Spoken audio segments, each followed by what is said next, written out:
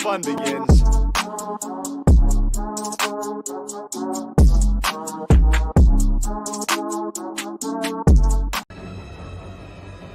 Hurry up, purge the drives. Destroy it!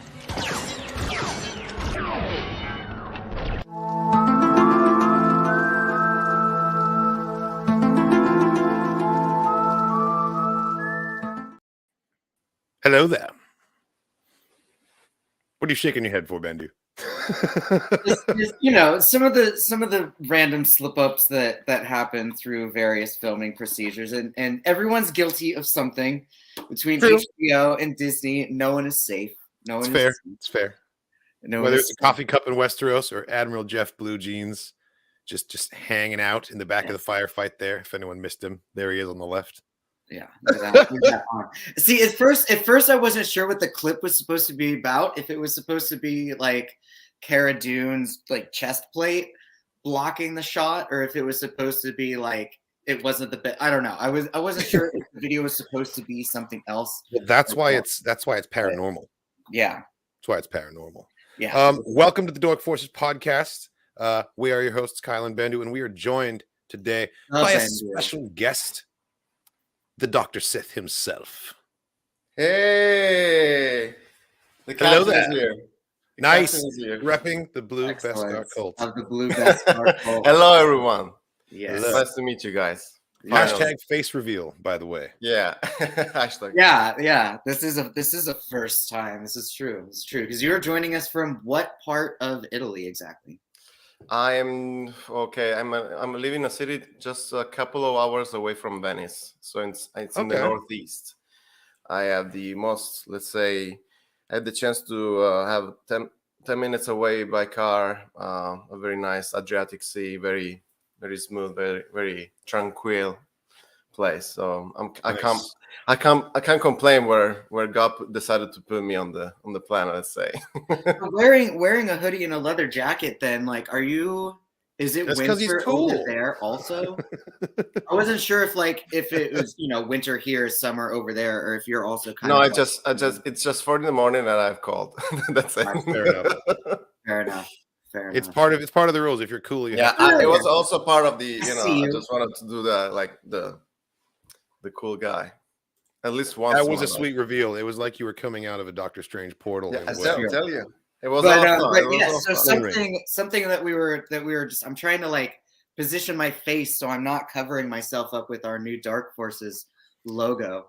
But it's a little big. It's a little big and proud right there. Sorry. Yeah, something we were discussing before coming on the air was how expansive and how great the Star Wars universe is, because there's 3 of us currently hosting this 40-second episode of the channel, but all of us were brought into Star Wars by completely different ways, and a lot of our individual fan knowledges are all from different aspects of the universe.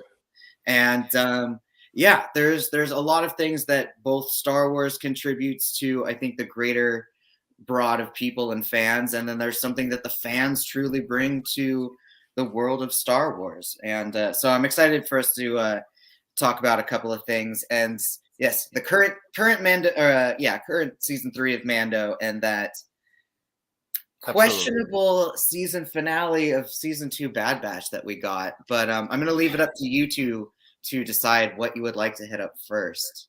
So first and foremost, Doc, why don't you tell us a little bit about what it is you do here on the internet in our corner of Star Wars? Oh wow! Well, but first of all, I see everybody saying hi, Doc. So hi, everybody. Really, consider me waving you back. Sorry, because I got my iPad here and I got a lot of stuff to watch, and I'm not paying attention. This is my ADHD coming out very very hard. And mine too. Every time the chat's up, it's very hard. Well, consider this. It's not just. I mean, I have no problem in waking up early in the morning, and I'm usually I'm an early bird person since I was very little. Since I was a child, my mom used to do this because I used to live even let's say in the suburbs of my city, far away, and so I had to take like 3 buses to go to school. So she was like, this is not this is not the way. So she wake me up from like 5:30 or 6 in the morning. Said it's time to go. And since I was 6 years old, so it's not a problem. But I don't remember what I was about to say. So can you please repeat the question? Sorry. I was just saying, what are you like? You're a content creator. You're launching a YouTube channel. I just yes, of course. Sorry, it's just my mind. No, not at all, man. You're doing great. Just very early. Anyway, imagining little Doctor Sith getting ready for school. This is my very first day of school, because it's the first time that I started creating content. Like in the video, yes, I feels that way. I work up early, but the problem is, I did the video to advertise the podcast, but I finished at midnight. And now it's 4 a.m. So you can tell how much hours I spend on the. That is absolutely what happens. Like I know that better than anybody. I'm like, ooh, I got a good idea for a little 30-second video, and then 6 hours go by. Yeah, exactly. I mean, the computer. I feel like it's not just the ADHD coming out; it's also my inner, the spirit of a boomer coming out. That like, okay, how do I make a video now? Okay. But it's more than that. It's the passion. Because if you're just like, how do I do exactly this? The point. But you want to do it because there's passion there. There's passion for Star Wars. That's why I started doing this, because of that passion. And I didn't know anything back then. And you know what? I still don't really know anything, if I'm totally honest. Yeah, basically that's exactly the point. I wanted to say this, but in the last 3 years, because of COVID, that I just jumped on Kyle's channel by chance, and I see him playing Star Wars: The Old Republic. What? Like, no, I mean, I want to play with this guy immediately. And so, one of the best decisions I ever made, by the way. If you're not playing Star Wars: The Old Republic, you are missing out. Love that game. Absolutely. We can get to that as well later. I mean, there's a lot of that we can talk about Gideon. For the context, for the people that are missing context here, Doctor Sith is one of the main raid captains of our Old Republic guild, the Blue Beskar Cult. We stream together every Sunday for Swator Sundays, and have been doing so for 2 years now? Well, 2 years and a half or 3 years, because it was. We're getting up there. I think it was. I remember it was autumn 2020. So we can say there's one more thing that emerged from lockdown. It's true. Yeah. I mean, a majority of the Kataran channel was like I mean, you had started it pre-pandemic. I'd started it, but it was like a side hobby. And I think when the pandemic, when we all locked down and went into quarantine, I think I had less than 7,000 subscribers. Mm-hmm. It was like the channel was very, very small. And I suddenly had all this time, because I wasn't working, to make videos. But I also got really lucky because everyone else was stuck at home watching the videos. I had like a kind of a captive audience because no one could leave the house. So it was a good, everything sort of fell into place. It was good timing to do that. That's true. Absolutely. But also like the guild built out of that too. Oh yeah, I mean, if you think about it, I mean, you were like, let's say you said yourself you were a bit late to the party. But actually, no, because it was like we can say now that it was destiny. Okay, fine. After 3 years, but Force wills it. The Force wills it, yeah. And by the way, I just wanted to answer to Sam Carter. I just felt the same like a few months ago. Like I think so we are in April. We are in April, and around a year ago, I decided that I wanted to.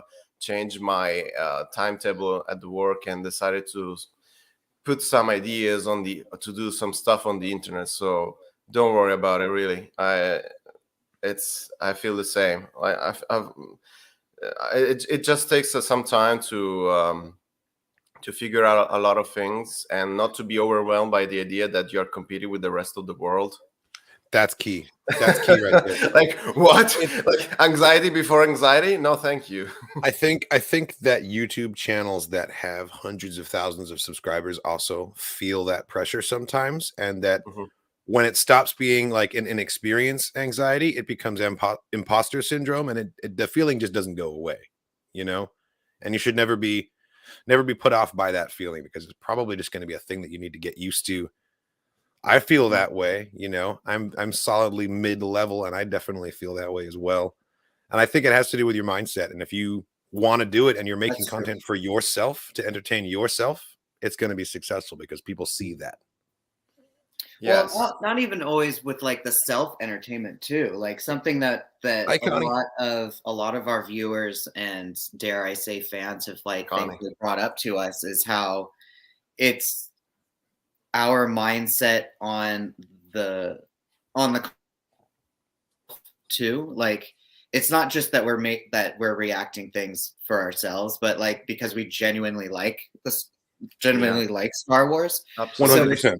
Yeah, so when you're more direct and like positive about the thing, regardless of what it is, like it's gonna draw the right kinds of people. Versus like if you're constantly negative about a thing, like I mean, whether you're being constantly negative or constantly positive, you can tell if someone is fishing for a certain audience. If and I can't even imagine certain like kinds of people to watch their reaction. And you and me, we just nerd out and watch it, bro. We just have a good time and like turn into little kids again. But like even our comment section is healthier because of it. You know, like even the questions and like the viewer discussion and reaction we get is even more like on par along the same bridge because of what we bring to the table.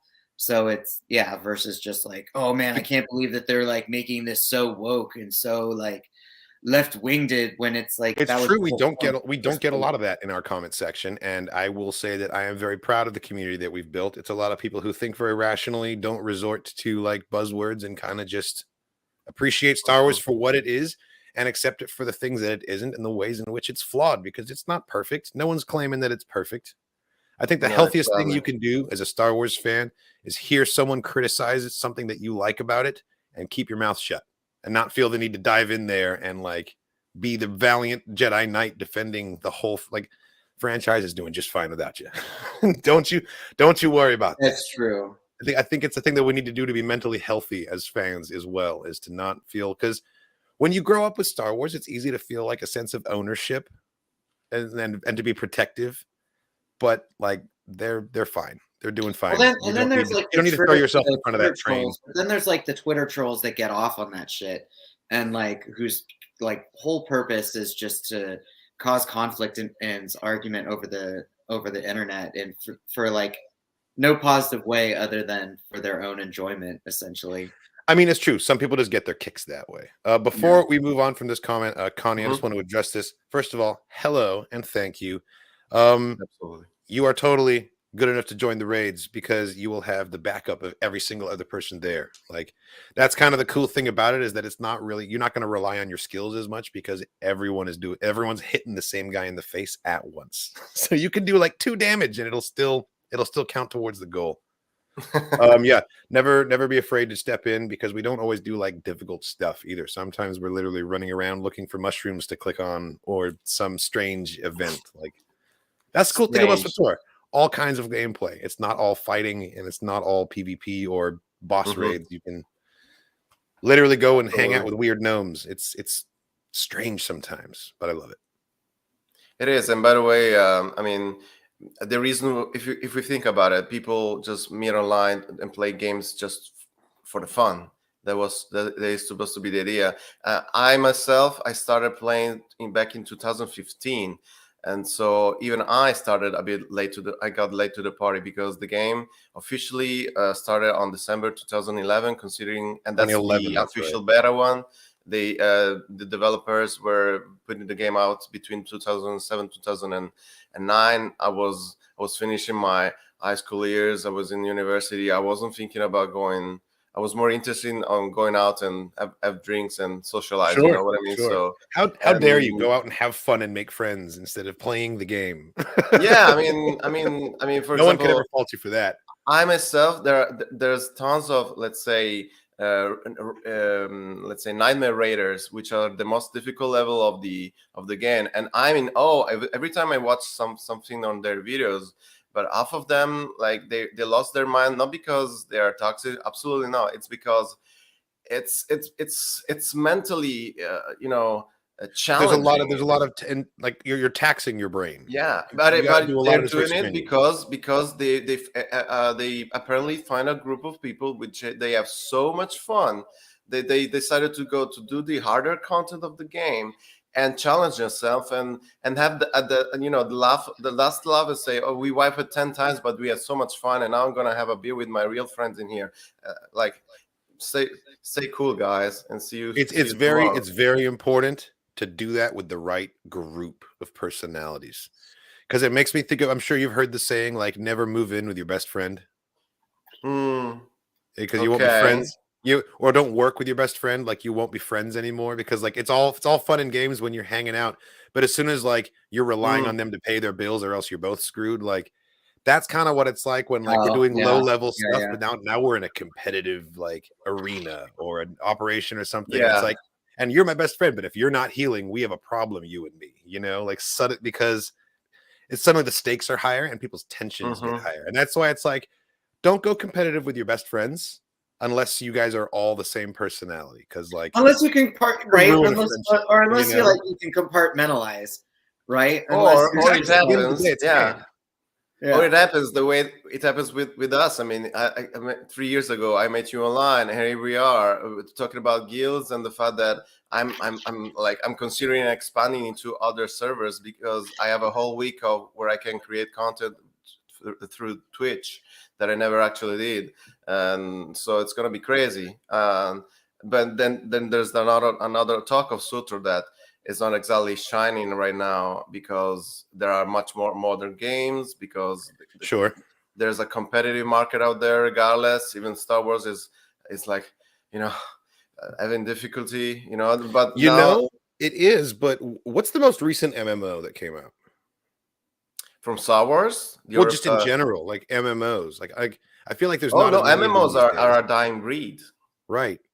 They are a dying breed. People are staying, if they're playing MMOs, KOTOR's still a pretty good option. Skyrim was probably one of the most recent ones or later ones. Oh, and which is even funnier for me because I was never into MMO games. Like to this day, Star Wars: The Old Republic is the only MMO RPG MMO game that I ever played. I was never a WoW player because I was never into fantasy. I like fantasy. I discovered fantasy thanks to the Lord of the Rings back in 2001. But and imagine, as a Star Wars, I was like 6 or 7 when I discovered Star Wars for the first time, and I watched the VHS of the original trilogy. So not I showed Han shot first. I was that lucky, and there was no classically trained.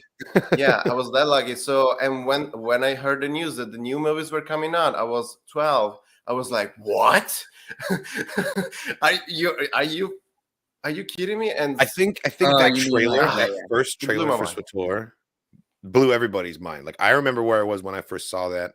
Even people who didn't end up playing the game, like Ben, do you remember seeing Homeboy catch the double-bladed saber and then go triple blade against like the 2 pureblood Siths when that cinematic trailer came out for the Old Republic? Oh yeah. Oh, like that was an event. Oh, it was so good because that shit came out the same time that Force Unleashed came out. It's true. So video game wise, it was just like a very peak time for Star Wars gamers were riding a high. It was the year before George decided to give out everything to Disney. Sell it, yeah. But I mean, even then, like Battlefront since the merger and purchase, like has had amazing, character not player character creation necessarily, but like they've been able to really bring in more inverse and outer verse ideas and aspects into Battlefront. But yes, they did lose a lot of creativity and partnerships when it came to we're not going to get a Battlefront 3 now because of how it played out, unfortunately. Yes, true. It's like the defense against the dark arts of video game titles. We're just never going to get that fucking position filled. They have to reboot and get another Battlefront 1 and 2 out before we finally get a Battlefront 3. And even then something could happen, Because I'm not really up to date with the whole thing of Battlefront. Back in 2015, that game came out, but I was loved that version. I was very I remember I was in awe when I saw the trailer. Said this is the future. Like it just can't get better than this when it comes to That might be my favorite Star Wars game trailer, actually. You're talking about the first one where they're on Endor, right? Very first Battlefront, yes. When I think there is some Darth Vader heavy breathing. Yeah, the rebels are on Endor and they keep blowing up something bigger and then bigger and then bigger. Like first it's a trooper, then it's a speeder, then a walker. Yeah, actually, and I was watching that year. Because I used to work in the tourism sector, and that year I was abroad. I was in Greece working in an hotel, and I remember taking my free time just to take my iPhone and watch the first gameplays because I was so excited for them. And I was never a very good player. Only a few months later, I started to play SWTOR.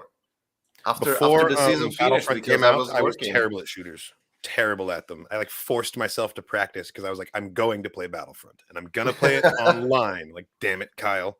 There's an interesting thing. There is I don't remember right now, and I don't want to sound like I'm promoting somebody else, but there is an interesting YouTuber that he plays both SWTOR and Battlefront, and he created through AI. He created the voices for. He created the voices of other characters for SWTOR, like Lana Benik and others. But he got the outfit from SWTOR, and he was able to apply them to Battlefront. That's cool. So you can play as SWTOR characters in Battlefront. Yeah, and he made it. I don't remember the name.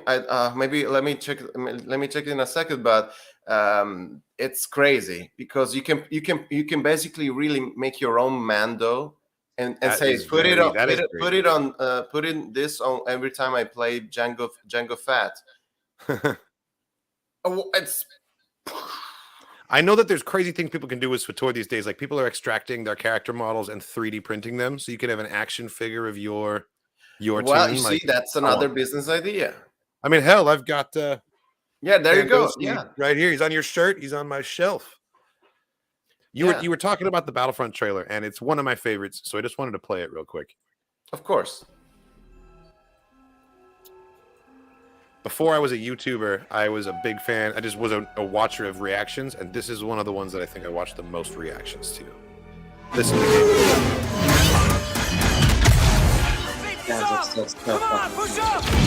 Watch us get pulled.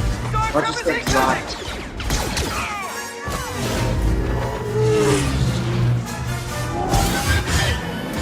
Yeah, I freaked out for a second when I saw this. I was like, holy shit, we are here now. Yeah, right here. Vader fly! Walker.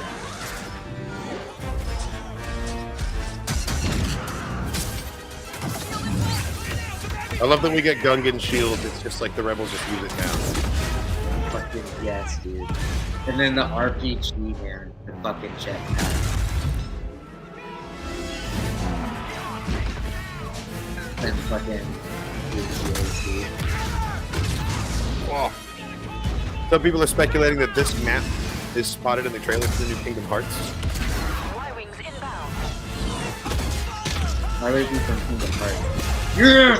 Because Disney owns this shit now, so they would be in Kingdom Hearts. They could totally have Star Wars in there if they want. God, it looks so good. It still looks so good.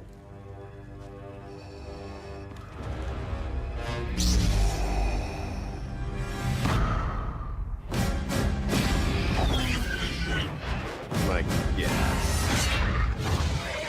Seriously, it's one of those sounds, just instant chills. See, that scene right there reminds me of the Sith Inquisitor DLC for Force Unleashed. I got chills under my jacket. You had to hunt down Luke and Leia on Hoth, and you had to kill. I remember that. I found this at Emerald City, and it's been sitting at my feet this whole time we've been talking about it. And since we're on this subject, I just have to unveil my. Here, I'll go this way. Ooh, look at that poster from 2015 that I found. Love this thing. It's so great. It's so fucking cool. Massive trooper face. It's just rolled up though because I'm out of wall space. I have nowhere to put it. I need a bigger house. Yeah. Yeah, that's crazy. Also, by the way, I found the name of the guy is Zenger, Zenger. Cool. And Drop me a link on Discord. I will check him out. absolutely. Definitely looking to connect with more YouTubers that cover the older public because there's not very many of us. That's true. So I saw a comment in here. It's a very niche game. But but still it's fucking good. And the not fact nearly that as niche as it could be, considering built. how old it is. Like, it's impressive. Yeah. I mentioned But you guys also, real I mean, positive. speaking of Other games channels we feel that attacked, are never like going to happen. Andor. Knights of the Bryce Old Dallas Howard Republic is 3 Mara is Jade, another who example. agrees. I just posted the link on our Discord, so Nice. it's there, and I don't have to worry to remember. I think Andor is excellent. I don't think there's anything to attack you for there, man. Absolutely, we're real and positive. Just we love Star Wars. As for Bryce Dallas Howard as Mara Jade, I could see it.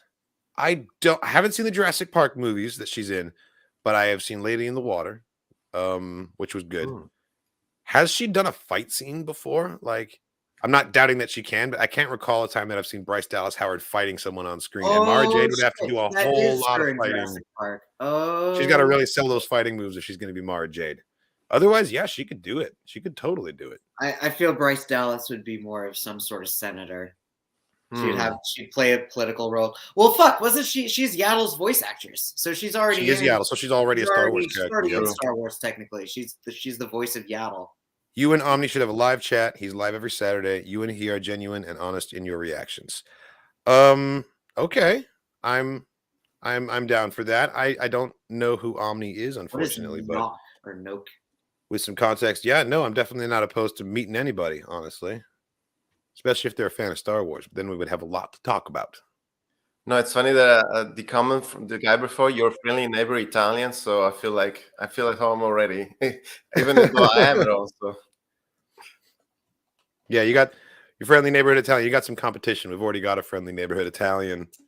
Hey, in the guild here. Yep. It's crazy that's the way to do the sling ring, the proper position. I wonder if an Italian wizard would accidentally open portals because you talk with your hands so much, just on the sling rings. I knew you were gonna say something like that. No, you have to be deliberate with that shit. It's like the old like the British have jokes for everyone because they used to have an empire, and so they have a joke also with Italian that if you tie the ends of an Italian as in the rest, he was like that will be the way he stopped talking because otherwise you have no other other ways to talk. It's like really. Oh man. So we have some sad things to talk about. As well. We can't put it off forever. We got to do it. Yes, and I think we all know what I'm about to talk about. Hi, my name is Hunter, and my name is Tex.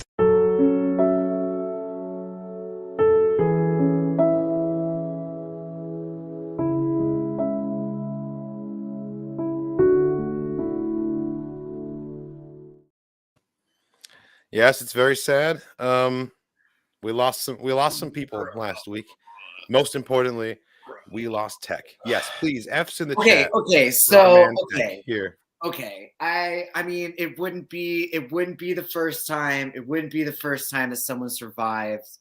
Like, yeah, creepy scientist dude, Dr. Remsfield. Like, he had the shattered glasses. F in the chat as well. You know, but you think they recovered him? But like, I don't know. He could have survived. Are you a Tech death trooper? He could have survived. Yeah, I mean, if anything, so yes. Obviously, Rubaya, it was very kind of obvious. It was very kind of obvious because they were doing kind of like what you said last week, Katarn, about how like we're emphasizing more with Tech. He got to teach Omega how to drive / fly. He got more of a relationship time with the Indiana Jones. No, you did call it, yeah. So like there was a lot of heavy Tech specific screen time that was going on. So like, I don't know. There's potential for him to come back later. Like same with Echo. Everyone thought Echo died, and like this bitch came back twice. And then Cody's still fucking missing. Cody's still AWOL, so Cody could fucking find Tech and like. All I'm saying is Bucky from Captain America survived that shit. Like, yeah, Hydra Hydra like gave him a robot arm and turned him into a super soldier. But I mean, like, it sounds improbable. The Bucky but treatment. You can't deny it. The things that we've seen happen in Star Wars, Darth it Maul, wouldn't be the just craziest. saying, Darth Maul. You're right. With Darth Maul, Robot it wouldn't be the spider craziest legs. thing we've ever seen if he shows up Winter Soldier style. And the Robot, fact that they found his glasses. Spider legs made of trash. Like we've seen. I don't think his glasses landed far away from the rest of his ass, which means if they found his glasses, they found his body. To take it a step further, the thing. No. Well, let's walk this theory a step further. Nobody said figured that out they found how a to do the body. cloning. We've figured out how to clone soldiers. We got that part down. But that's not all the Emperor needs. He needs to be able to transport his consciousness into a new cloned body. So the next step for our experiments is cloning with intact memories. I don't think Tech's body could physically survive that fall. But if he is the test subject of transplanting memories into a new body, that's how he could return. Is with a new, fresh clone of him. But because that's got to be where the science is headed. If we're trying to create a Snoke or create a new host body for Palpatine, we got to start transporting those memories. And if Tech is a candidate for that, we could get Tech's mind back in a new clone. That's what I think might happen. Because he still fell a huge fucking distance, and like he doesn't have an exoskeleton. He's not a spider. Like he would be jelly, or at least he should be jelly. I don't know, man. I don't know. He still Unless had a great big like trampoline ship hook. scooted underneath. He still had It's a lot to think about, actually. He could have shot the side of some cliff, or he could have shot the peak of some mountain. I don't know. I wouldn't be surprised if he did randomly show up. If he is dead, awesome. Then, like he was a great character and it's going to destroy Omega. And I think it says a lot about how good the writing is that so many people are desperate to find conspiracy theories as to why he's still alive. They make you so attached to him that like you can't bear that he's dead. There has to be some secret reason why he's going to come back. Like, and it's a sign that people are really hurting about it, And I think that means that it was written effectively. And I see people blaming Saw Gerrera, by the way. Wait, okay. So that's reading it wrong, man. Saw Gerrera didn't do anything wrong except try to kill Tarkin, Ramodi, Krennic. Like, bro, that would have been a huge blow to the Empire. Speaking of Saw, out of all the cameos, any of the cameos that could have shown up under those stormtrooper helmets, like they go and bring the most like guerrilla warfare motherfucker out of choice. They're like, hey, yeah, we could bring anybody, but like, who would be the ragtag motherfucker who would try to blow up Tarkin's house? Fucking Saw Gerrera. You absolutely would be Saw. And we've seen him do this exact same thing in Rebels too. Sneak up into Tarkin's fucking basement of his home planet, dressed as troopers, and was like, "Yo, we planted all these thermal detonators. Why the fuck are you all here?" They're like, I'm not going to stand here and say that Saw had nothing to do with the death. Like, yes, you can blame Saw for it, but at the same time, like, understand that Saw got Tech killed in the commission of an act of like freedom fighting for the galaxy at the same time. Saw's not a good guy. People shouldn't be surprised when he does terroristic kind of things because he's supposed to be like the dark side version of the Rebel Alliance. He's the one who does what needs to be done. Meanwhile, he's the extremist. He's by the rules. Yeah. Like, you remember that Rebels episode where they tried to sneak onto the listening station and plant a device so they could tap into the Imperial coordinates and like get their communications. And then Saw just fucking showed up in a U-wing and blew it the fuck up.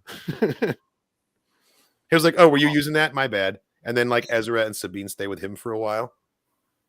Yeah, and that's now that I think of it, it's a wonderful episode because you can see the development also of Ezra as a, let's say, teenager, understanding that just because people means well when they're in the rebellion doesn't mean you have the same moral, let's say, beliefs. Because some people he's getting a better understanding of consequences. Yeah, and some people have other means to pursue the same objectives, and you can see him conflicted or that he doesn't understand. It's very, very nice. There was some nice. Bill Skarsgård's character in fucking Andor, bro. Oh man. Yeah, the ultimate example of doing what must be done. Whose name I can't think of right now, but oh my god, Luthen Rail, and even he keeps Saw Gerrera at an arm's length. That's true. Even he keeps Saw Gerrera at an arm's length. Never told Saw that he was also behind the gold heist, though.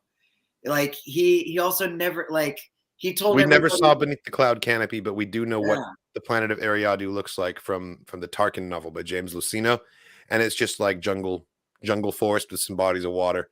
Chances are he landed in some trees or some rocks.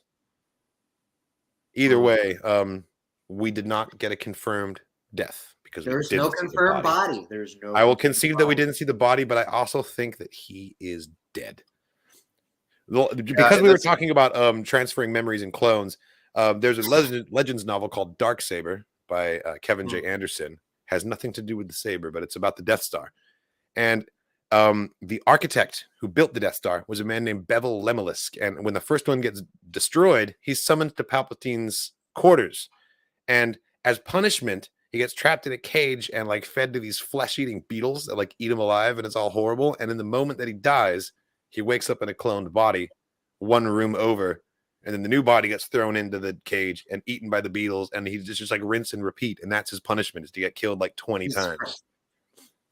And that shows that Palpatine has always been tied to this concept of transferring your consciousness and your memories from one body to another through the science of cloning. Because that's truly how you if that's where we're going. Well, I mean, that's kind of the whole point of Westworld. Actually, now that you bring it up that way, like that was the whole purpose of Westworld, was like billionaires trying to completely copy their consciousness into a digital format and make themselves, live forever in these synthetic bodies. Except Palps wanted to take it a completely one step further, using alchemy, but because he's just totally terrifying. It's a great novel if you want to read some meaty legends with a lot. But it's like why torture? Why condemn and torture the architect like that? Because he was just like, how dare you make such a minuscule but damaging flaw? I'm gonna have you eat. Yeah, he's like, Palpatine rules with an iron fist. He's like, this guy works for me. We have his blueprints on file, and we have his DNA and his mind on file. So I can literally kill this guy in anger and then just boot him back up and send him back to work. And there's nothing he can do about it and nowhere he can run because I rule the galaxy. So poor Bevel Lemelisk really is in a lose-lose here. Like, what can he do? Well, that gives me two ideas, both for Palpatine and Tech. Regarding Tech, as you just mentioned, Kyle, this mind transferring thing remind me of a movie that came out 2013. I just checked on the Google. It's called Captain Harlock. If you ever heard of it, it's a famous Japanese let's say cartoon and from the 70s. And Captain Harlock, I'm taking a look right. Ooh, I dig the hairdo. Is the coolest Japanese pirate, kick-ass, badass ever. And there is a scene in this movie. Sorry if I spoil you guys if I haven't no seen problem. It. And basically, he has a very powerful ship that has the ability to heal itself. But let's say in a very Mark IV Iron Man suit. It's not a living ship though. It's like a technological. It's a very technological ship, and the ship is so technological because it has a mind, and this mind it's a AI, but it comes out at the end that it's not actually artificial intelligence. It's the consciousness of one of his best friends inside the machine. Oh, that's cool. I love it when they do twists like that. And if you like the idea that you just gave about are you this talking about experiment, the animated Captain Harlock or the live action one? Oh, it's 2013, so it's the let me see, Space Pirate Captain Harlock. Was it an anime or was it live action movie? Oh no, it's a live action in 3D. It's like watching the trailer of we just saw Battlefront, but instead we have a very Japanese characters coming from, I don't know, they look like Lupin maybe, but in a very, very cool way. I dig that. I think I found it actually. Gotcha. It sounds like what they did to Arnim Zola in Captain America. Speaking of CGI movies, you remember the Final Fantasy movie, the first one, Spirits Within? Yeah, the one that had nothing to do with the actual Final Fantasy. Nothing at all. Nothing at all to do with it. Just called remember Final that Fantasy shit? For some fucking reason. The main woman in that, fucking Ming Na Wen, bro. Yeah. Yeah, I knew that. I didn't know that. I just found that out. I was like, what? She's everywhere. Yeah, she's fucking incredible, man. Yeah. Oh, by the way, yes, sorry, because I was forgetting myself. The second idea about let's say the spirit transferring. If you think about it, Carl, this could be a great idea to bring the Sith alchemy we saw in the Sutor story of the sorcerer, of the Sith Inquisitor. Yes, 100%. And that will be, if they do that, it will be, it's the best spoof from non-canon thing that comes from a video game, and if you think about it, they already talk about the Rakata in Andor. It's true. They've slowly canonized a lot of things, and we got Tython in Mando. He went to Tython and put Grogu on the stone. Yep. So anything could happen. We had that remake of KOTOR that was going to happen, and it seems like it's not currently happening, which is too bad. I don't know what to think of it. Yeah, it seems like it lost its financial momentum or something. Something must have happened. It's in development hell, but you know what? Some things have been able to successfully leave development hell before. Yeah, it's that. Oh, if you want, I can share the if you're still looking for Captain Harlock, Kyle, I don't know. I actually have it, but my computer's being okay. Yeah, that's the one. Oh, I don't want to.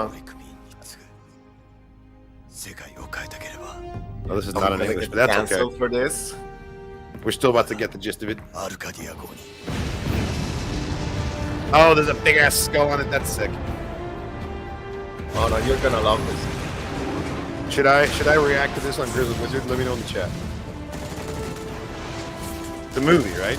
Not a series. The movie. This looks epic as hell. It looks very 40K. It's very 40K. It is very 40K, isn't it? That is very Battlefield Gothic looking ships. Let's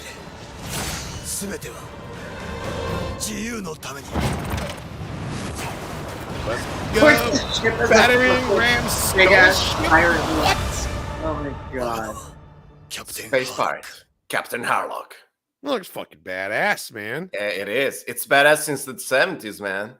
I mean, that's when the anime started. The animation at that time is silly, but the guy has literally a big scar that like slashes his face in half. I saw this. I saw it in the trailer. Yeah, and 70s cartoons are silly, but they have some great storytelling. I've been watching the old 80s Dungeons and Dragons cartoon just to hype me up for the movie.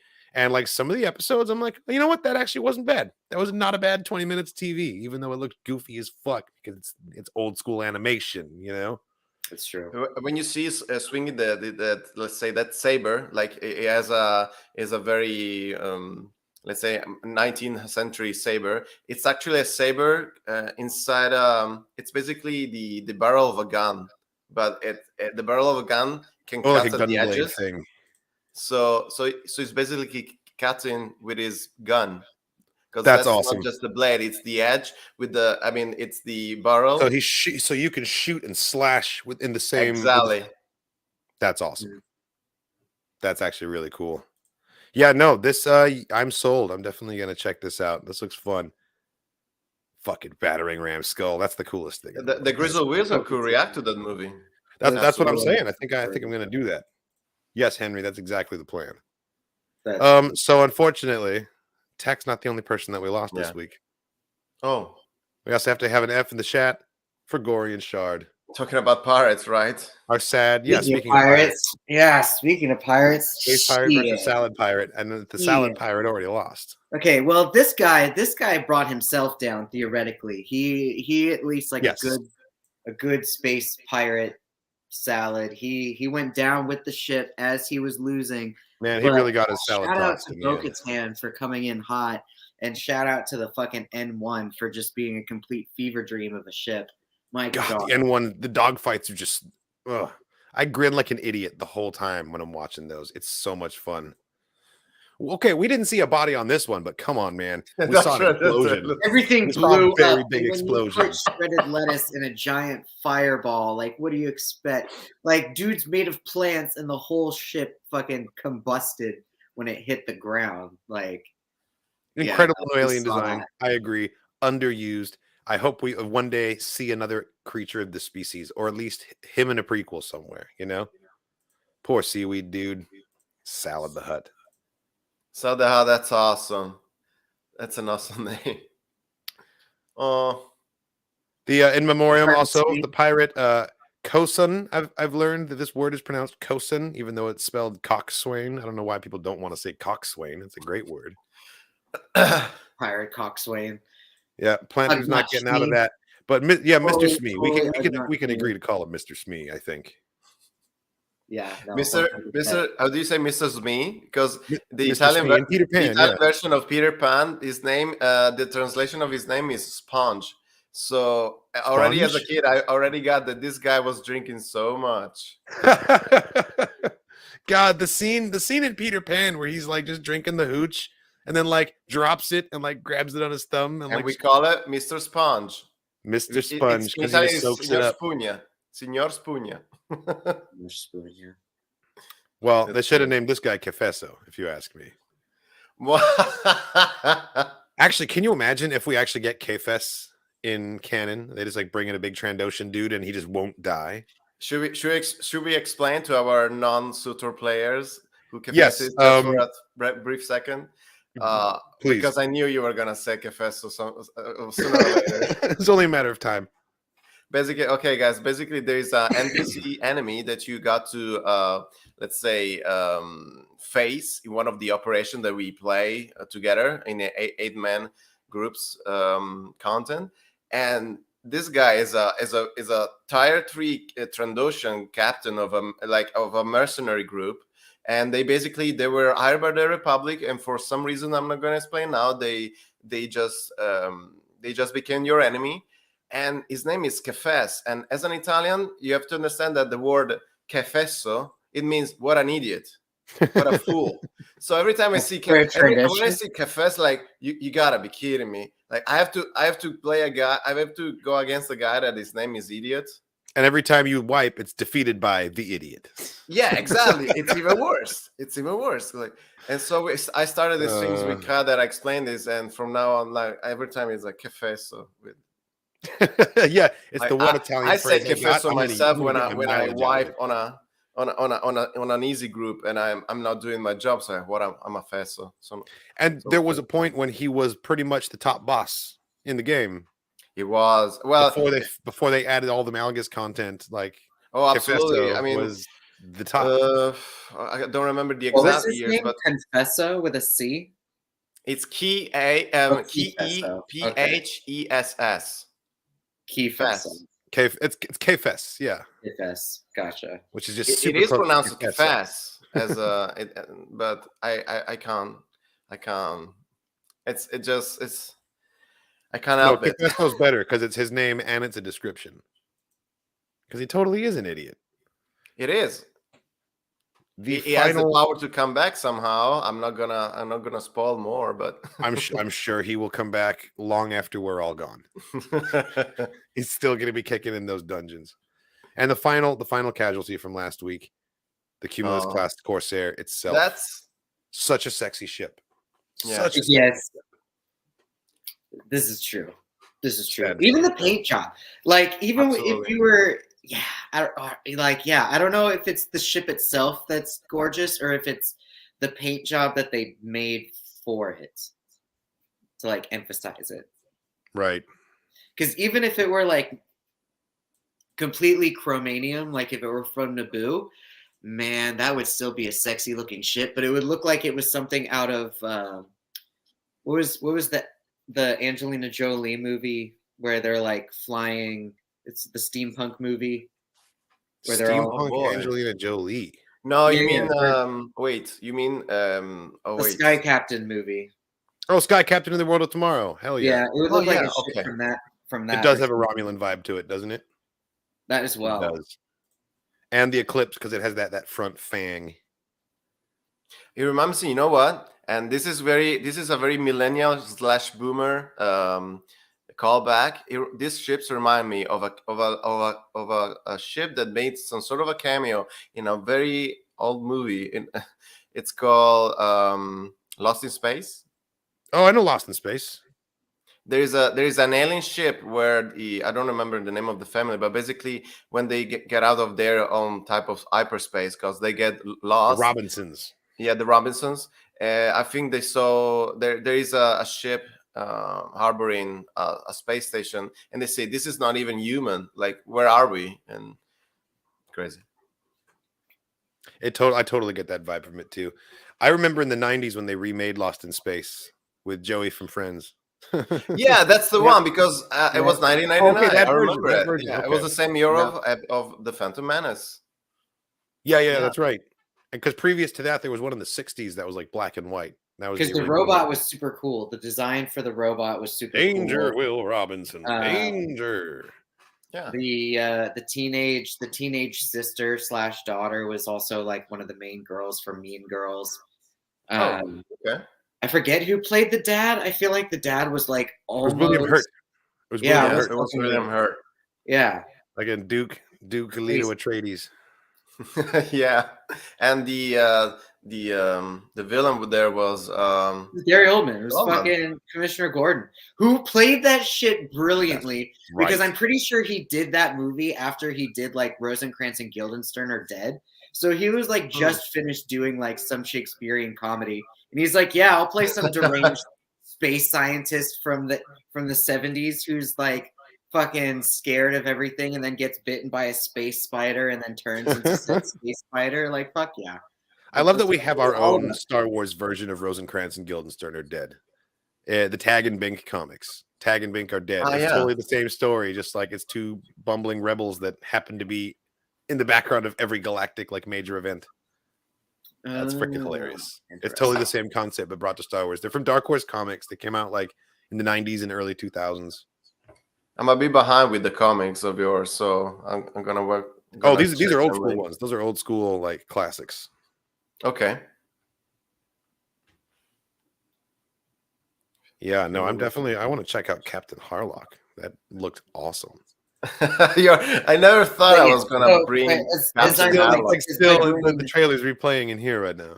as my brain is buffering though, like I definitely feel that what we did get for Bad Batch season finale definitely felt more like a mid-season finale. Like there were a lot of cool things that were revealed, aside like with Saw Gerrera being like the biggest cameo, and it wasn't actually he wasn't even the biggest cameo. We fucking got to see fucking Krennic. We got to see Krennic's side profile for a hot minute. Did he get to talk at all? No, not really. He said one line. He got one fucking line. And it sounded a lot like archive footage. I don't think they got Ben Mendelsohn back.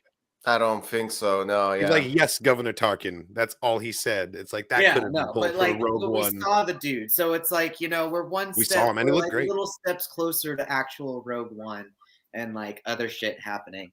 But like, yeah, I think that was really cool also that in Tarkin's, little Illuminati meeting, we had Krennic, who's obviously like in charge of he's the director of the engineer corps. Engineers and I guess the science division.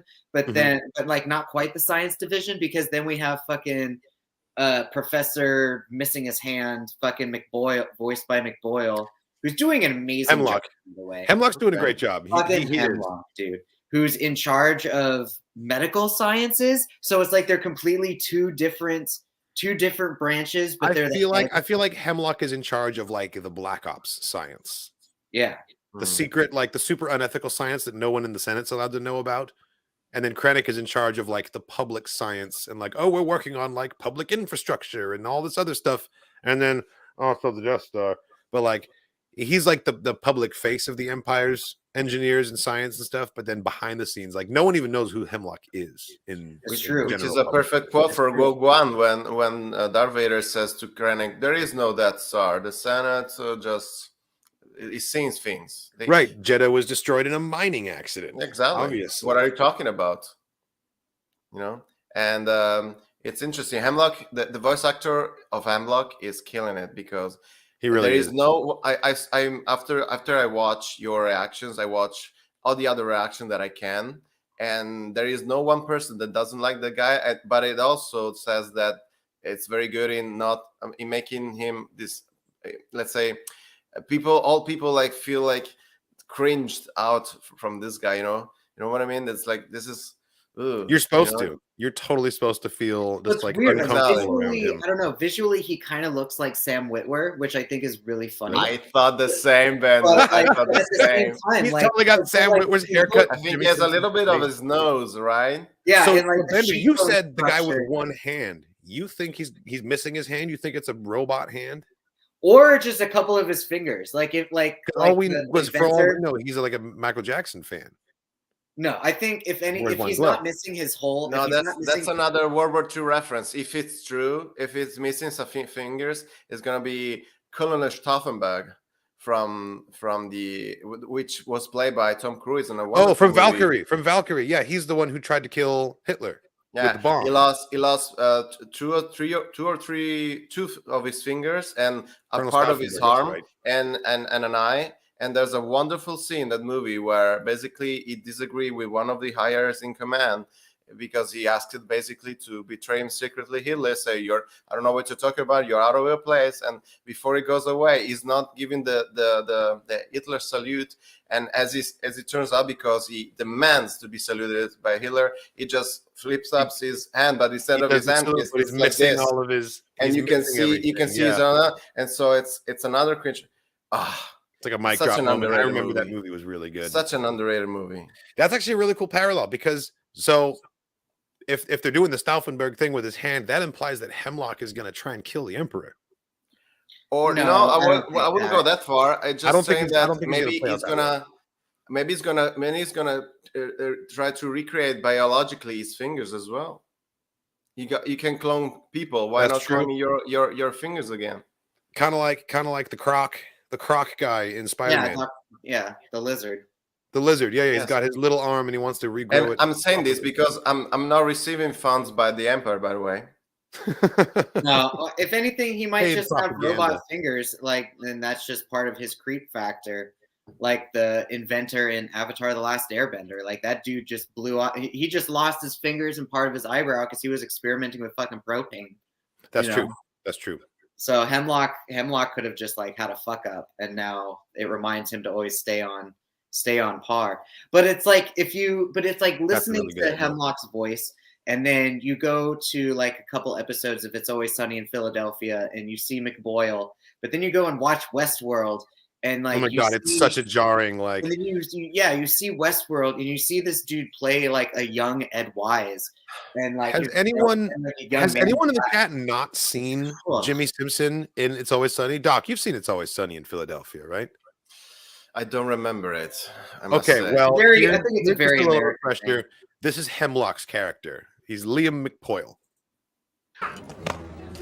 That's what you get, Charlie! Oh, hey, get the hell out of here! You get fork stabbed! Get out of here! How are you, man? Get out! Don't try to mess with us! How are you? Nobody messes with the McFoyles! Doyle! Are you okay? My leg! Somebody shot my leg! No! You think I'm bluffing? I think you're bluffing. Then bluff this! Ryan, stab somebody!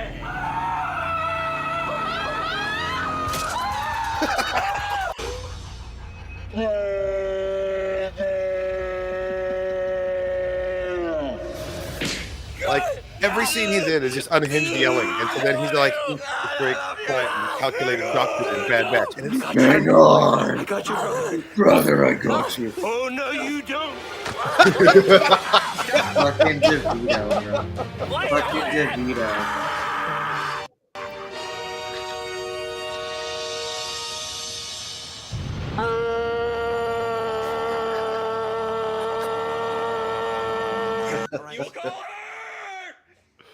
Anyway, we're watching Before more we get canceled, we're gonna get taken down by but that was But then Westworld though, it's such a juxtaposition.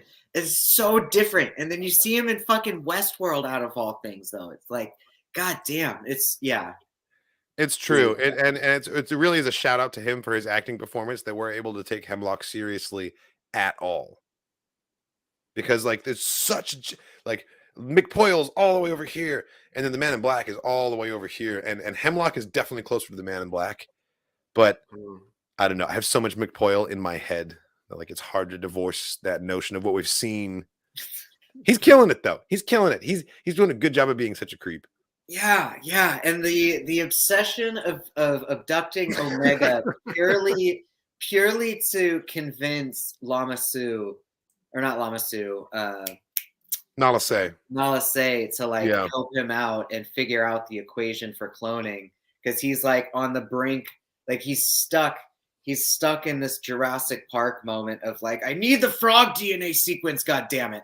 I know how to make the fucking dinosaurs, but I don't know how to like make the Ninja Turtles, and I need your help.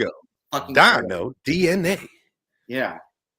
I cannot fucking wait for Mando tonight. We're gonna get some big answers because tonight's episode was directed by Bryce Dallas Howard. Which means also, so I was thinking about this too. Okay. One, she's fucking brilliant. I love Bryce Dallas. Yes. But Kosan, she's brilliant. So far.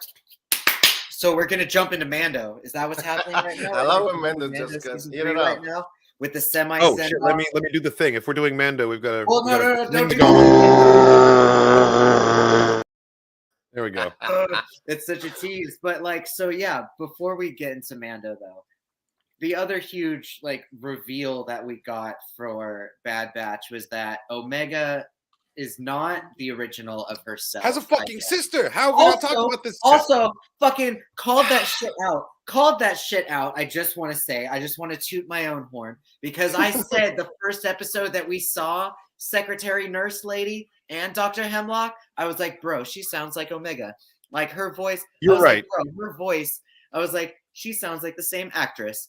And like, I thought nothing of it. And I fucking thought nothing of it at all. And then like, yeah, final episode, she's like, Omega, don't you find it like interesting that you rather trust the Kaminoans than me? And she's like, what the fuck would I want to trust you, bitch? I don't know you. I don't know you. Like, you're brunette and you wear glasses. Why would we be related? She's like, yes, you're a clone of me. And it's like, what? Okay. Like, I don't know you. You're a nerd. My hair. Haven't you noticed?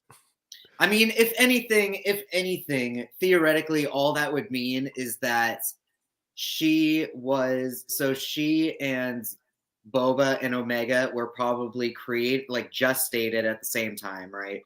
And that just means Omega and Boba weren't given growth hormones. Right. And this chick was given a growth hormone.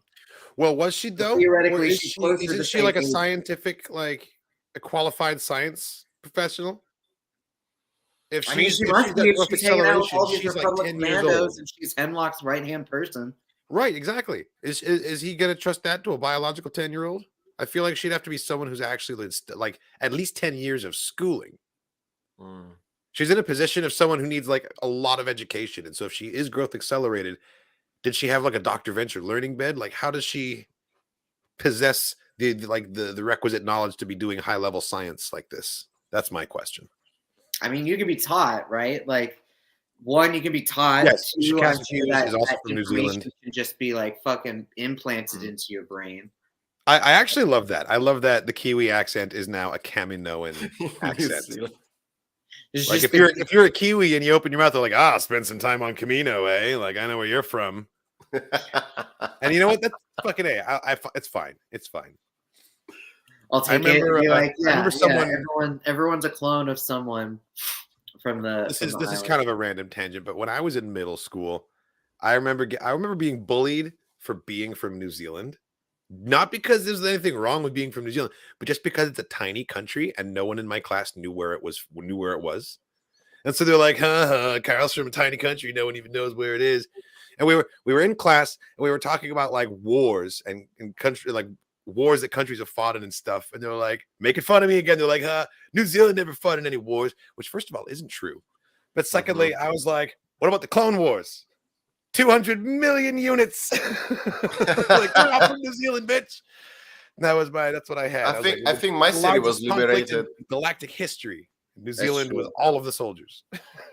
I think in World War II, my city was liberated by New Zealand soldiers and Australian allied. I think I should check. I'm not really sure. There were a ton of New Zealand and Australian soldiers in World War I.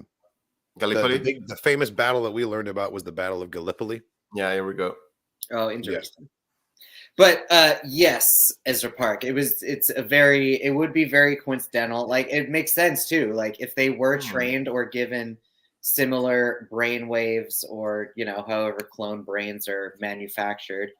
Like, for them to be put in similar roles would make sense if they. I just thought of this. Yeah. Or tying back into the old theory about what could happen to Tech. She is a new clone. She's growth accelerated to make her an adult, but she retains the memories of like some 75-year-old Imperial scientist. And that's why she knows how to do a bunch of stuff, because she's an example of the memory transfer. Avatar 2, anyone? I haven't seen it yet. I really want to see it yet. But like, even Avatar 1, they do that stuff. I'm happy that I just stopped Avatar myself that I didn't thing. reveal anything then. There is an Old Zealand. It's called Holland. Yes. New Zealand means New Holland. And it was, that's what it's named for. New Zealand doesn't exist depending on what maps you have. No yes, idea. absolutely. And that's fine. Geography geek, I love it. I fucking love it. You know what? We want New Zealand another doesn't exist. another It's a myth, interesting like thing. Atlantis. Yes. Yeah, New Zealand. It looks like I think it's the only second country that looks like a boot, like Italy, and it's on the exact opposite of Italy. Like this is Italy. If you turn like 180 degrees on Earth, it's exactly on the other. Instead of the North Pole, it's the South hemisphere, and they both look like a boot. It's crazy. So we both come Louisiana from the two shoes of the world. Yes, we have to one. God just put one of this boot on the northern hemisphere, and then he forgot the other boot on the other hemisphere. What that tells me is that of the entire planet, only Italy and New Zealand are capable of scoring goals and playing in that game. Yeah, we're the only ones with boots. Like Florida, the state of Florida, like many Italians will will say, "You're not supposed to take your ball with your hands." Louisiana looks more like an actual boot. Handball. But it doesn't like continentally look like a boot. Like, those are only state. Old Zealand is the friends we made along the way. Tenakoto, my brother, welcome to the stream. That is hilarious. Oh, nice. You're from Old Zealand. I dig it. In New Zealand, we say kia ora. I don't know what they say in Old Zealand. Speak Dutch in Holland, right? What? I think so. Forgive me if I'm being ignorant you were right speaking now. Dutch right now? Well, shout out in to all Holland. the Do they speak Dutch? They speak Dutch in Holland, right? Killed by all the colonizers. So. I think so, Kyle. Yeah. They don't speak Hollandaise. That's a sauce. That's not a language. Or that's just Dutch. So what about Moff Gideon? So what about Moff? I was trying to find a way to get there. Nice. I swear. So thank you, Lothwolf. We're doing it again.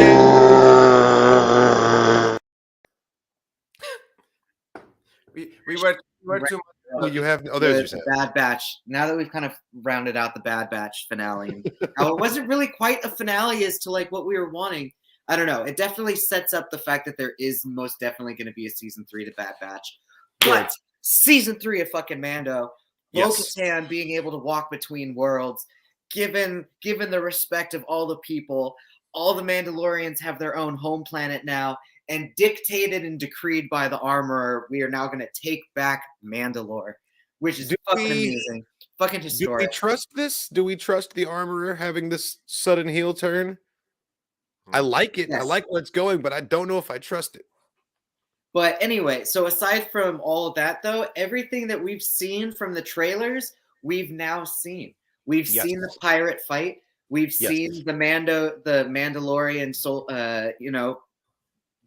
gang doing the airdrop over the city. We've got to see the water fighting. We've seen people walking through the caves into the helmet ceremony. Everything that has yet to happen is now going to be new shit. And we have 3 episodes left, 2 episodes left. 3 episodes, including tonight, 2 after tonight, I believe. Yeah. I don't know, man. How is Thrawn back already? How is Thrawn back from the unknown regions, busting people out of New Republic prison convoys? If he's, I don't want that to be how he returns. I want it to be a big moment after knowing what happened with Ezra and everything. It would be crazy if this is how we learn that Thrawn is back in the galaxy. And live action Zab, yes, by the way. Live action Zeb was amazing.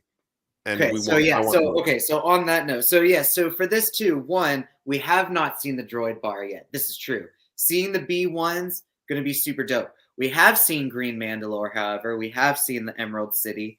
Do I think we're ever going to go back to Mandalore this season? Potentially not, unless they want to. We haven't seen the shot of Green Mandalore with the domes intact, though. That we haven't seen.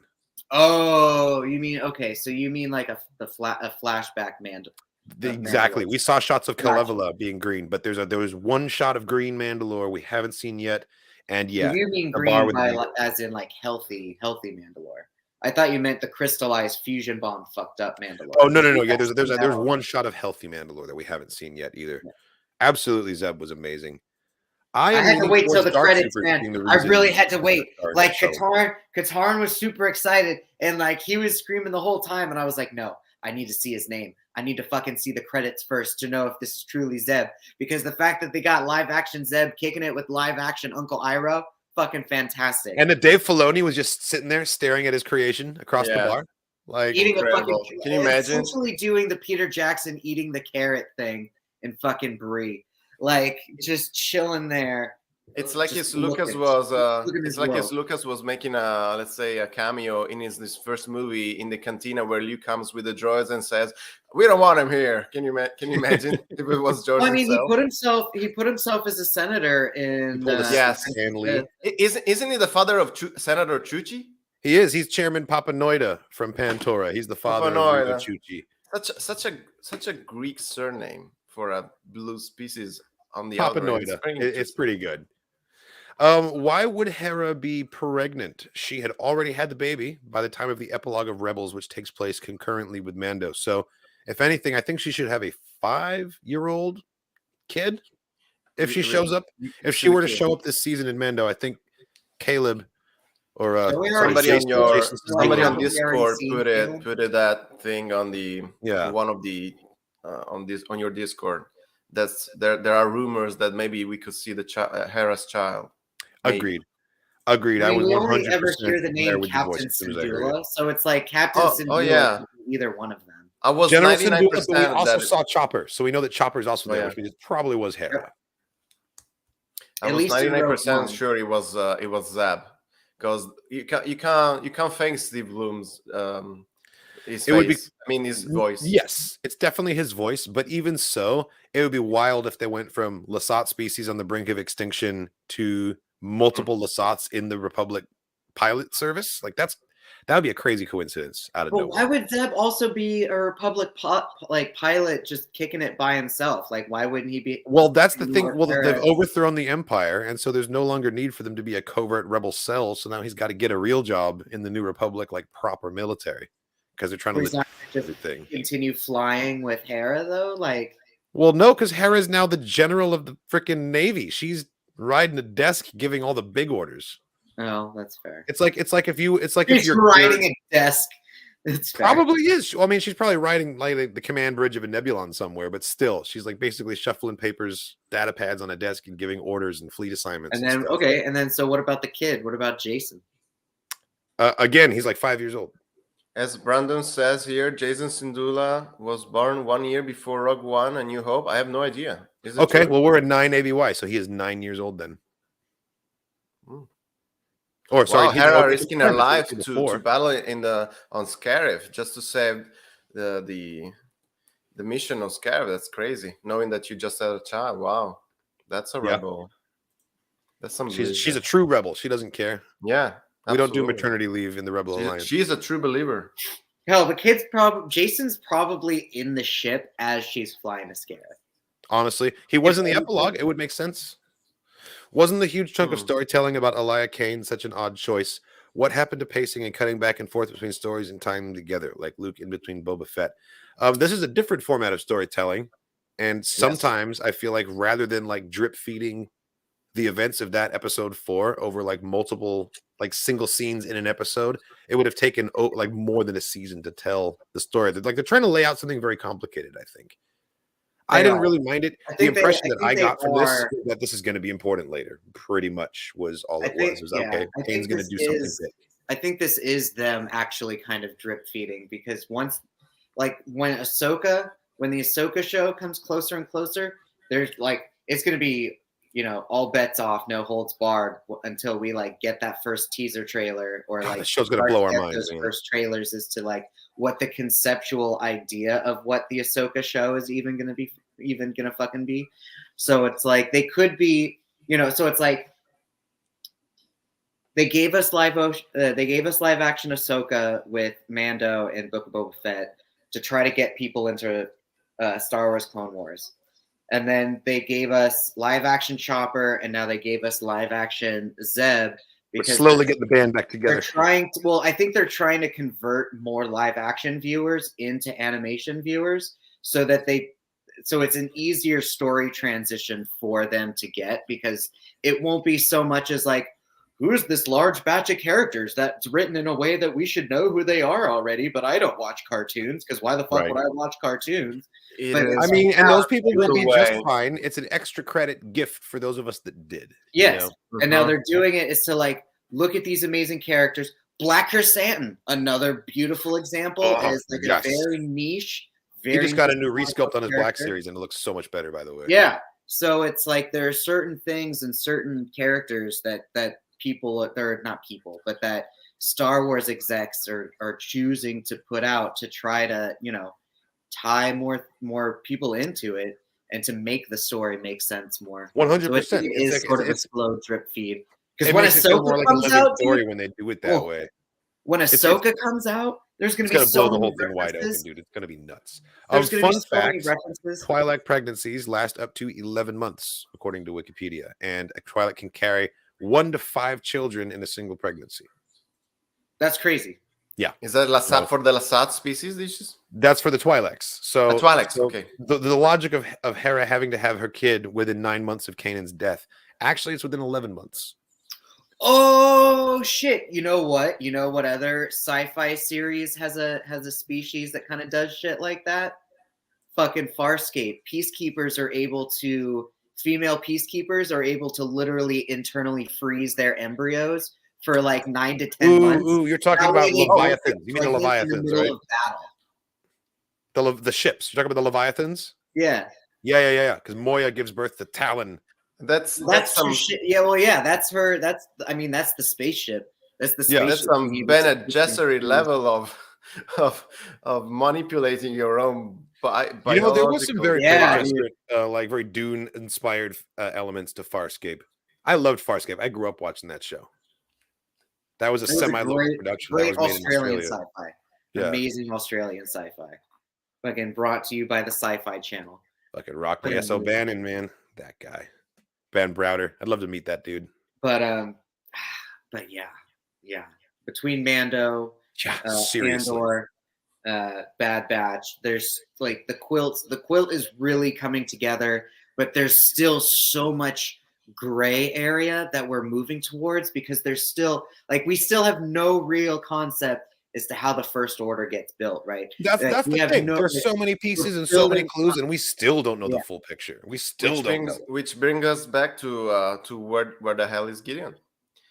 What is he doing? And I think he's on a Star Destroyer in the Mandalore system. In the Mandalore system, so it's right there. It's very, very near. Well, that's where the bombers had to be coming from a cruiser. Yeah.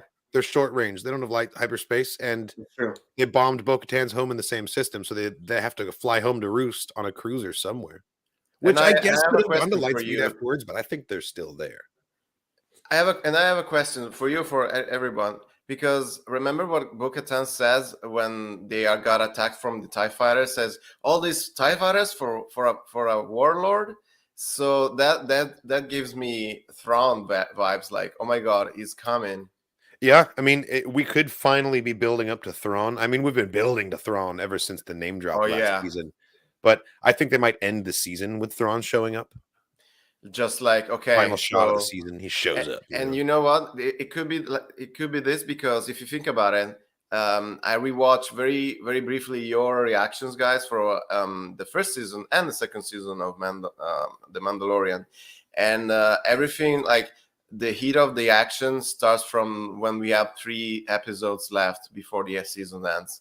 If you think about it, season 2, this episode, also like the 3rd, the 6th or this fifth was Boba coming back, and we have that incredible action on Tython.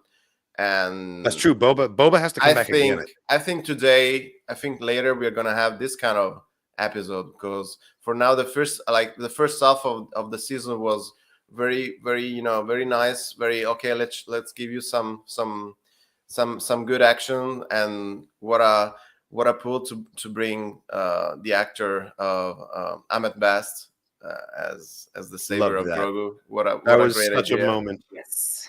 I didn't recognize it. I didn't know. I totally forgot that I actually portrayed Jar Jar, but so I have to check it. I must admit, I was like, okay, this guy's important, and I don't know who he is, so let's check it.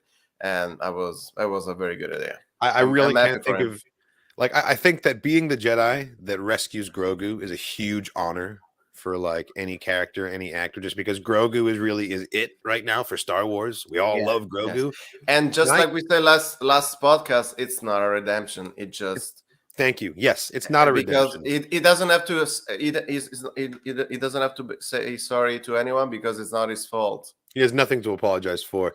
It's not a redemption, but what it is a huge honor, and I can't think of anyone that deserves it more than a second chance. You know, it's a second chance to make it and to be loved by everyone like us, all the fans. And 100%. It's, if anything, it's our redemption. It's our chance to say to Ahmed Best, "What a great job you did. I loved you in Star Wars. This is really, really cool. We're glad you're here." If any, it's an opportunity for us to say those things, because we didn't say those things last time, you know? True, which is going to be even more funny in 10 or 15 years when we're going to have the kids today that are going to be our age and going to go on Star Wars podcast and say, and all those idiots that was judging the sequels, you know? And they're going to be like that. Why? Because they were able to enjoy it. I was 12 when I saw The Phantom Menace. I love Jar Jar. And I didn't have the connections on the internet, so I wasn't going there and I wanted to see other comments. I was enjoying it the way it was, and that's it. Yeah, exactly. Watching things without an agenda, you know, not watching it to find things to talk about necessarily, but just because you're enjoying it. It's okay to be like, you know, I mean, I have my thoughts, more critical thoughts about the sequel as well, but nothing stopped me from enjoying them from the first to the last one. Sure, that's healthy. I have things that I don't like about the sequels. I also have things I don't like about the prequels and the originals, but I choose not to put my energy into that, because that's not what I'd prefer to focus on. I'd rather talk about the things I do like about those three trilogies.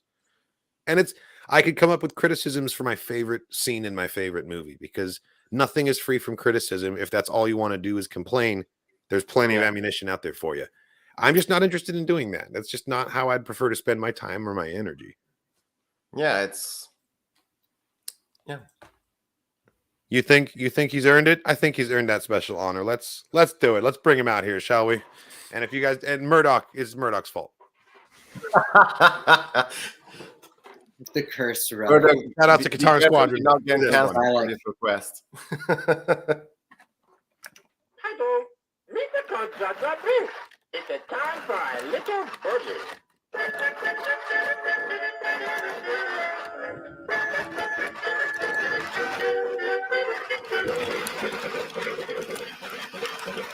Oh my God.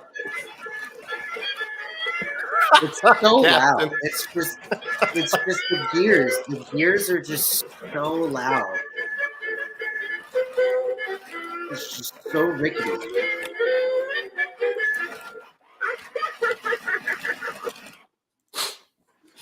So there you go. For some reason, you lost half of the viewers. I take no responsibility for that. That was all Murdoch. If things start flying around, if things start flying around your house, just light some. Yes, I'm light already some incense. Shit is haunted as fuck. Yeah, it really is. So it's a classic. It's a classic whodunit. The real question that I think is lingering at the end of the episode of The Mandalorian: who stole the cookie from the cookie jar? All right, who took Gideon off that shuttle and left behind a trace of Beskar embedded in the shuttle wall? How does that even happen? By Dark the way, Troopers.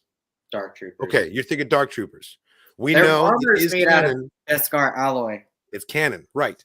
Not Beskar, but Beskar alloy. And Yeah. I've seen people questioning that because Luke Skywalker was able to just carve through them like butter. That's With a because it's not lightsaber. pure Beskar. It's Beskar alloy. It's been watered down in the construction of them. Yeah, which makes them still resistant to blaster fire, but it still needs a direct. Yeah, because he wasn't even able to kill it directly with the Beskar spear. Din Djarin needed to like fucking flamethrower that shit. Yes, exactly. He did cut through them because it was not pure Beskar. That's the point that we're making. And the point that just because there was a trace of Beskar found at the crime scene doesn't mean Mandos did this. We know that all kinds of Imperial people now have Beskar thanks to the Great Purge. Morgan Elsbeth had that spear. Werner Herzog's client had like a whole stack of the stuff that he gave to Mando in the first place. As fucking payment. Yeah. In season 2, the first episode where Mando goes to that, there's like an infight. Like he has a client. That's the alien with the one eye. I can't remember the name of the species, but basically got framed, and they want. I know what you're talking about. And he wanted to build the Beskar off him. Yeah, he said Beskar armor the prices is going up and up. So I want it. Just give me it. And yeah, it doesn't end well for the guy. Of course. Yeah. I can't remember the name of that species either. It's a legacy species. Harvest. Oh, Harvested. There you go. Like, thanks, Chad Merrill. Yeah, what a phrase. The fact that he worded it as he harvests suits. Yeah, because they would like throw them into the water with the eater thingy, and then they would just shiny shells. Up, yeah, and then they would just scoop up the dead armor. Yeah, because their fish thing wouldn't eat it. Yeah, crazy shit. Yeah, I'm not sure about the type of armor that the Dark Trooper has, because yeah, it makes you think that they're gonna use the Beskar for those, but then Luke just destroyed them like this just because he had this force.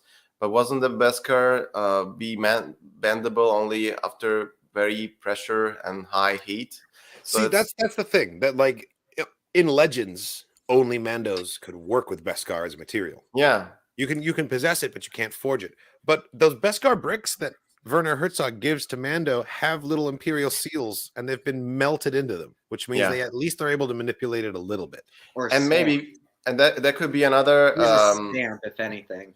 It could be the Mandalorians that decided to work for the Empire, like Saxon and company, and that they became. Well, they taught the Empire how to manipulate. I mean, how to farm Beskar, how to manipulate it, how to make. Here's what I want. Made the weapon that specifically targeted Beskar, so it's not like the Empire had this knowledge. The Empire had like the resources. We know that the people making Star Wars today are big fans of the Dark Forces series, right? We've got the Dark Troopers in Mando. We've got the Briar Pistol in Andor. Like, clearly they played these games. They love these games just like we do. I think it would be awesome if, for like what Gideon has planned, is when we finally see him again, he's rocking a Beskar version of this from Jedi Outcast. Oh my God. Yeah. How sick would that be? How sick would this be? Admiral Fire. Fire's goddamn like Wolfenstein Beskar power suit. Look at him.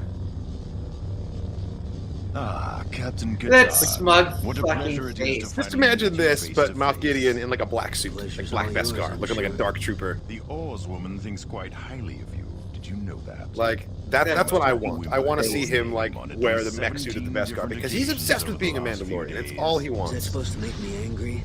I'm past that, Gallic. A Mando mech, exactly. Then what if I tell you that even as we speak, Dasan is descending on the Jedi Academy? I mean, we theoretically fight one of those before something also. I did this boss fight so many times, those footsteps like give me PTSD now. I'd say you're insane. Just insane. Then what about this? Strike Force 1 to Doomgiver. Eastward assault on Academy grounds proceeding as planned. Strike Force 2 to Doomgiver. Establishing beachhead outside. Yes, we get it. You got a lot of strike forces. All right. Yeah. Before we get canceled again. No, we've been good. Don't jinx it. Yeah, right. You're right. I took it off in time. Don't worry. But hold on 1 second. Sorry. The influences are high. The lore building is deep. Filoni and Favreau and his team are greatly appreciated and doing really wonderful things for the universe and for the character creation. 100%. One of the reasons why I brought this up as an idea of him having a power suit is because we know that Moff Gideon is absolutely obsessed with the idea of becoming a Mandalorian. He's really jealous that he's not a Mando. He's said as much. Here's a clip of him in an interview saying so. Would really love to be a Mandalorian, and there's a reason for it. You know, Mandalorians, they all look. Problem? Is that why he's so mean? That's his psychological real problem. Somebody give him a helmet. He really wants to be a Mandalorian, and because we're cool. You know, well, not only because we're cool, but because the strength and power of the Mandalorians is not necessarily that they're individuals. It's that they're part of a group that have an ideal and a morality and a dream. Like, he's just jealous. He just really wants to be a Mandalorian, and that's why he has to have the Darksaber. He's got to control the Beskar. He's in charge of the Great Purge. It's totally like if I don't get invited to the party, I'm calling in the fire alarms. Everyone's party gets ruined, like kind of thing, you know? So then why work for the Empire then? Or I wonder... So they've got the biggest sticks. They've got the tools and resources for him to do that to the Mandos. That's true. That's like creating an empire if you can just join it. Yeah. Exactly. Oh, man. Well, we are just about out of time. This has been an excellent issue of the Dork Forces podcast. Thank you so much, Dr. Sith, for joining us. Tell the people one more time where they can find you. Oh, wow. I wasn't prepared for this. Well, I'm still have to organize a lot of things, but basically my plan is this.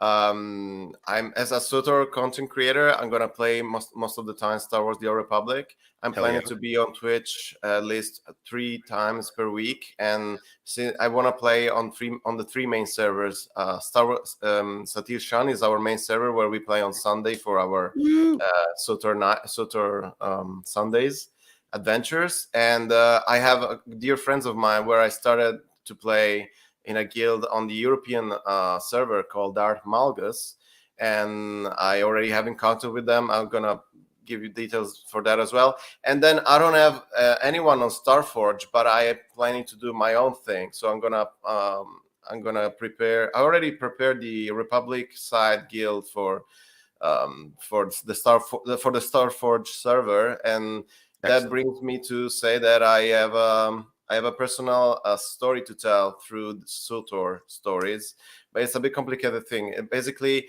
since we don't know the future of this game, I just want to enjoy it as much as I can, and I want to do something more than just recording my stories of the main, let's say, chapters.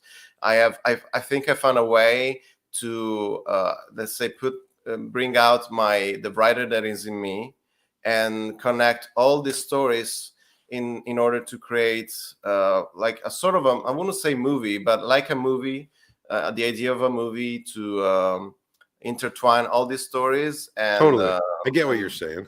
Yeah, and make it more interesting to people that never play the game.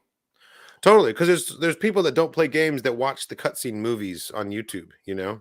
Yeah, because otherwise it's just watching those all over again, and it's you make your own you make your own movie in your head, and it's like, why not? I mean, with AI and other things, if it's going to take some time, but why not trying to say a story? How many content creators are in love with the Star Wars and they make their own movies, and you are reacting to those? So I wouldn't say movies. So all I just said are just future ideas to see what's what in the future. But for now, I can't wait. I'm definitely going to stay tuned, and we'll drop some links in the description of this video on YouTube to all of your different links as well, so people can come and check it out. Absolutely, man. Yeah, thanks again for being here, man. This has been a lot of fun. If I'll just take, if I can take one more moment. Of course. I will never be here if I never by chance find your SOTOR play on YouTube.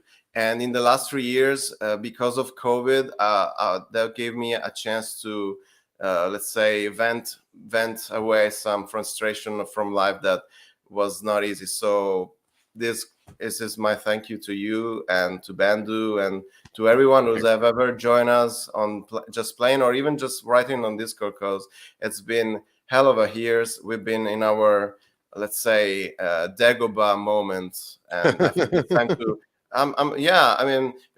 We are laughing now, but it's been like people died in the last few years for a stupid virus, and we are not even sure if it was real. So this is crazy. So really, all I want to say, I'm grateful for everything that we were able to live with together, and let's keep on doing what we're doing and be positive. And hell yeah, man! There's a bright future ahead for all of us. I really think so. So thank you very much to both of you. Of course, Bendo, we got a lot of things to talk about. Marvel. I'm gonna play Marvel Midnight Suns as well. So we're gonna take some chance in the future to talk about Marvel. Yeah, you guys got to put your heads together for that. We'll have you back on the podcast to talk about that. About magic and stuff. Awesome. Well, thank you so much for joining us, everybody. This is the Dork Forces podcast. Stay tuned for our reaction to the next episode of The Mandalorian. It'll be hitting Patreon shortly after midnight and YouTube sometime the following day. Thanks again. And as always, may the Force be with you. Hi, my name is Hunter, and my name is Tech.